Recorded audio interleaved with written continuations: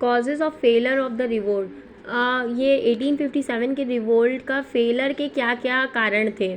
Those who participated lacked a clear understanding of the colonial rule. There was no coherent ideology and an alternative to what they were against.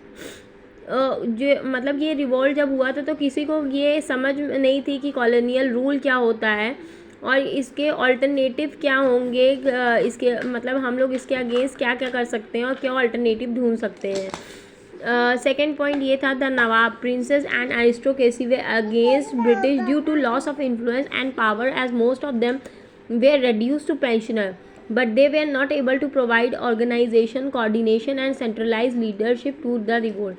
जो नवाब थे, princess थे, aristocracy थे, वो ये British के against क्यों थे? Reason ये था क्योंकि उन्होंने अपनी पावर, अपनी इन्फ्लुएंस जो लोगों के ऊपर उनका था वो सब कुछ खो दिया था और अब से वो ब्रिटिश गवर्नमेंट के साइड से सिर्फ पेंशन पाते थे. But when they were not able to provide मगर अब क्या है, अब वो ऑर्गेनाइजेशन रिवोल्ट में वो ऑर्गेनाइजेशन नहीं कर पाए थे, कोऑर्डिनेट नहीं कर पाए थे और कोई सेंट्रलाइज लीडरशिप नहीं दे पा रहे थे कि एक लीडर हो उसमें, वो लीडरशिप नहीं प्रोवाइड कर पाए थे. There was no unity among the landlord, local nawab and Hindu ruler either. some of them refused to join and some actively in support of British. इसमें क्या था कि लोगों के बीच में यूनिटी ही नहीं थी. यूनिटी नहीं है तो रिवोल्ट कैसे सक्सेसफुल होगा? जो लैंडलॉर्ड थे, लोकल नवाब थे, हिंदू रूलर थे, वो उन्होंने या तो मना कर दिया था और जो साथ दे रहे थे वो ब्रिटिश को इनडायरेक्ट वे में ब्रिटिशर्स को मैसेजेस पहुंचा रहे थे. The Nizam of Hyderabad, Gulab Singh of Kashmir, Sikh ruler of Patiala, Nabha and Jind, Holkar of Indore, Scindia of Gwalior, Nawab of Bhopal, ruler of Tehri are some people who help the British suppress the revolt. मतलब अब कि ये जो लोग थे कि निज़ाम, हैदराबाद के जो निज़ाम थे, गुलाब सिंह जो कश्मीर के थे और सिख रूलर पटियाला के जो थे, होलकर्स जो थे इंदौर के, सिंधिया जो थे ग्वालियर के, नवाब जो थे भोपाल के और तेहरी के जो रूलर थे, वो सारे ब्रिटिश को हेल्प कर रहे थे ताकि ये रिवोल्ट जो है ये ख़त्म हो जाए. They were referred to as the break water of storm.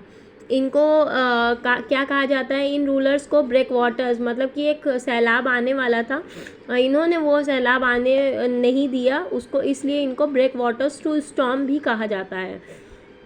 Western educated Indian support the British rule believing that it will be modernise the Indian society. और जो जिनकी सोच थी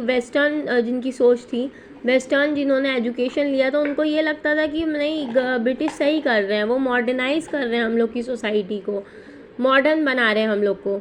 big zamindars backed off once restoration of their land was promise. Money lender who face the wrath of revolt sought British patronage and protection. Zamindar पहले साथ थे जब उनको, क्योंकि उनकी लैंड जो थी वो उनसे छीन ली गई थी. जब उनको ब्रिटिशर्स ने उनके जो ज़मीन थी वो वापस दे दी तो वापस वो ब्रिटिशर्स की तरफ हो गए. मनी लेंडर्स जो थे, जो आए थे साथ, उनको चीज़ें उनकी वापस मिल गई, वो फिर ब्रिटिश के साथ जुड़ गए. The mutineers were poorly equipped with very few guns and musket.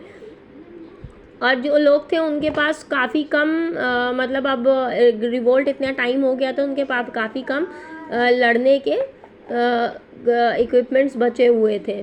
British generals prove to be superior. The communication line of British commander were constantly monitoring the rebel movement. They already had electric telegraph line installed by then. मतलब इतने लोगों ने साथ दे दिया था तो काफ़ी monitor कर रहे थे और जैसे जो लोग साथ जुड़े हुए थे उनको धीमे धीमे अलग करते जा रहे थे. The eastern, southern and western part remain unaffected. Most of the Punjab, Rajputana and Kashmir remain peaceful.